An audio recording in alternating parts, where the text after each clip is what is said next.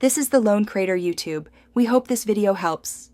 You start by securing the essentials: lead, emeralds, and a small penned area. Walk the world until a wandering trader spawns near your player. They appear randomly, so stay active. Once you see the trader, calmly approach and trade one item to lock their inventory and confirm trades. Make sure to leash the trader with a lead and tether them to your fence post. This prevents wandering off and losing offers while you prepare for the next steps.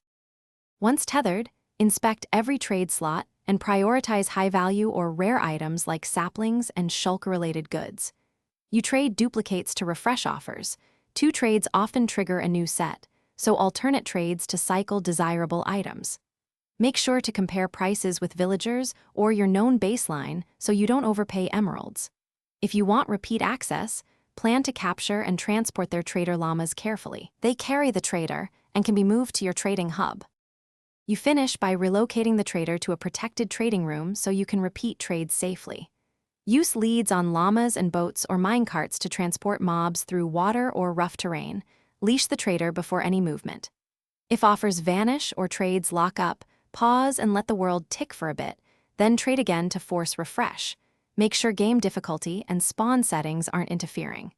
If problems persist, release and respawn the trader. Thanks for watching. Consider subscribing if we helped you.